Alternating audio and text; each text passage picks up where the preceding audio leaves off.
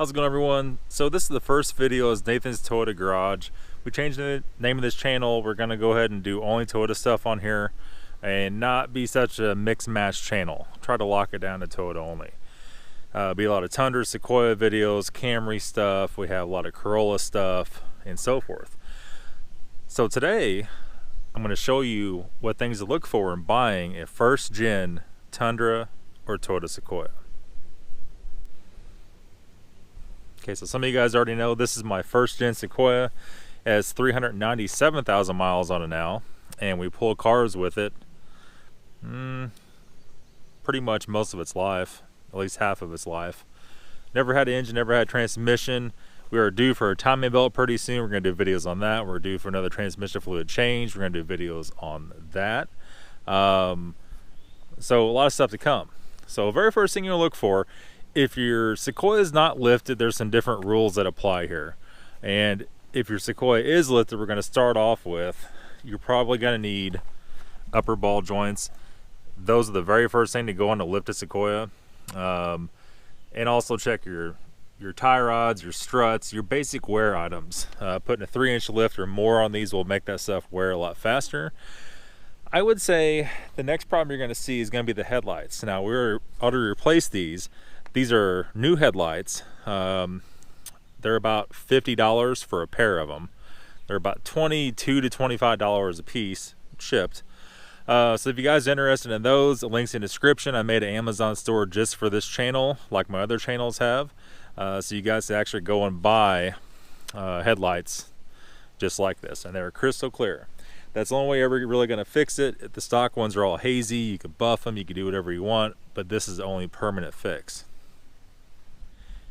I would say the next thing you need to look out for, if you're getting around 200,000 miles, which most of these are by now, the alternator is kind of a problem. This one's had 2 alternators so far. You get about let's just say 150 to 200,000 miles out of an alternator, and it's about shot. That's not too difficult to replace. The alternator lives down here on the bottom. It's changed from the bottom. Something else you want to look for too is power steering hose leaks. Most of these by this point got some seepage going on. This was never had too much of a problem with it. You can see we actually put a pod filter on this one just so I could clean it. I know it doesn't add any horsepower. You get a little more induction noise. I can take it out and clean it, service it. It makes it easy as far as that aspect. Some of you guys that own these just noticed this fan is missing. Electric fan that cools the condenser. I actually have a new one to put in it. The symptoms of that were it only really got hot once, and that was on the highway towing stuff.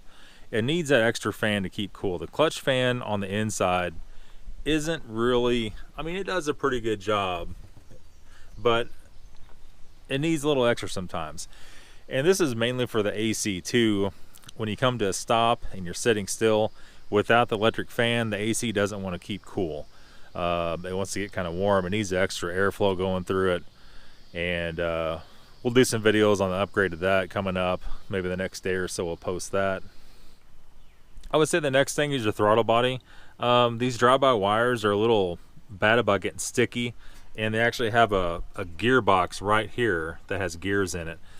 I can't remember if I did a video on that in the future. We'll do that in the future on this channel if we haven't. And you have to clean the throttle body yourself with carb cleaner. You have to re-grease those gears. That'll throw a check engine light and make you have a unresponsive gas pedal. I would say you're getting around 200,000 miles. It's probably a good idea to go ahead and change the radiator just to label out any catastrophic failures. And all this newer stuff, you know, where it's crimped at to the plastic to the metal, likes to blow out there. The plastic tanks like to crack on top once you get around that mileage on them. So it's always a good idea to do that.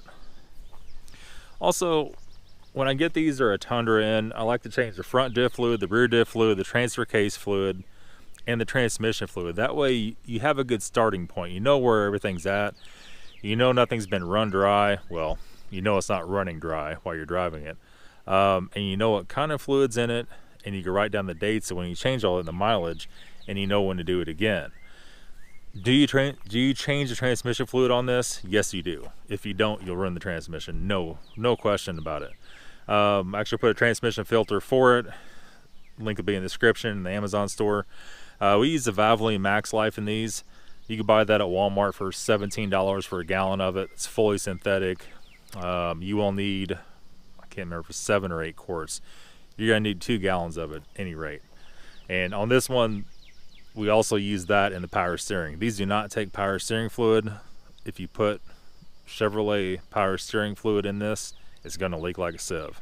These are supposed to have transmission fluid in it. It says so right on the cap. That's another common situation. This one actually has air ride on the rear. Some of these, if you buy a used one, it may or may not have that, but you can tell we have 4,500 pound car, we have a 2,200 pound trailer, and it's facing uphill, so it's slightly down the back and in the front, but you can air those up to where you can tow anything you want and it's not going to sag. And I would say the most problematic thing, one of the most problematic things, is going to be the rear latch for the rear hatch and the lock system. The rear hatch, this handle likes to break. I've replaced it about 4 times already. I bought this thing with a little over 200,000 miles on it, so I've driven it for almost 200,000 miles. After doing that many times, we just went ahead and ran the cable out right here, and how we have it set up, we just have a little ball socket out so I can just grab it and pull it and open the hatch. That may not be the best thing. You could keep buying handles. You could buy a metal handle. You could buy a plastic handle. You can do all the stuff you want. There's no real long-term fixes. I notice if you drive these things on a dirt road, which we have a few around here, it dramatically damages the back door and the lock mechanism.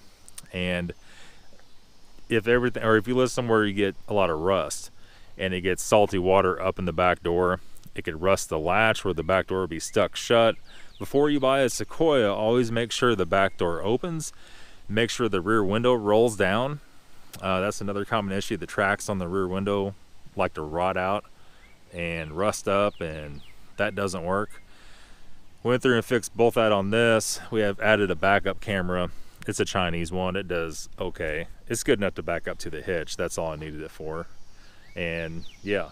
So other than that, the paint issues, I know some colors have paint issues. Black did not have paint issues. I mean, you can see a faded one here and there.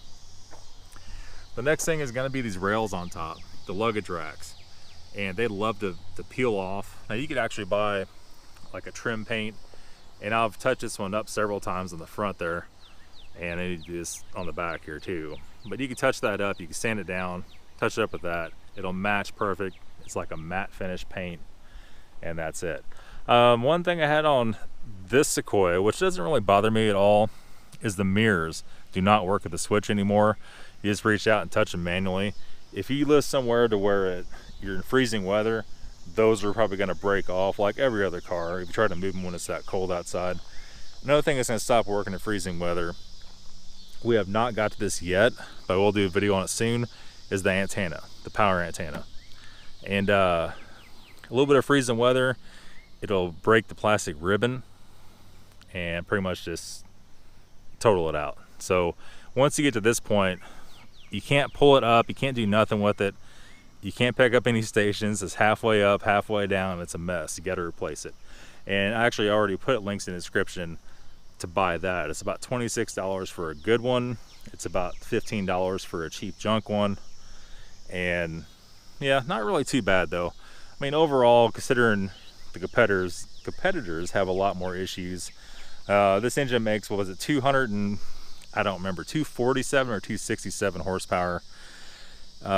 If you buy a 2005 to 2007 Sequoia, or a 2005 to 2006 was the last year on the Tundra, you get, was it 20 or 30 more horsepower. So that's just kind of the way all that runs. I would say the biggest thing to watch out for, and Sequoias aren't too bad, is watch for frame rust. And if you get one of these, you probably can't even see that. You can't even see that. You get one of these, it's always good to slide under the car and look at everything. Look at everything. If there's holes in the frame where you can push your finger through the hole, maybe, depends on what year it is. They should have fixed all that in 04. I take that back, 03. If you have a rusty frame, first of all, you need to call the dealership. Give them the VIN, see if it qualifies for frame replacement.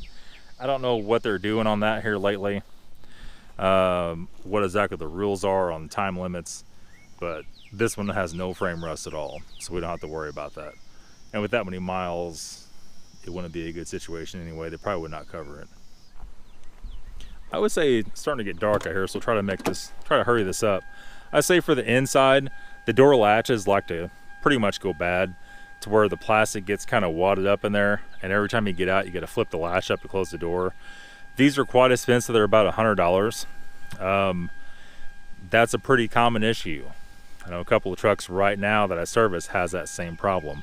$100 is a lot for a door latch, so I've not done this one yet. It has the same issue. And also, when you lift it, it seems like this has a tendency to get ripped off and hang down.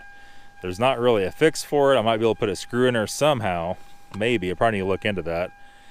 But your butt hits it when the vehicle's lifted, and it makes it really difficult overall to get into. So yeah, I would say that's pretty much it. Overall build quality and reliability, I'd give this a 9.5 out of 10.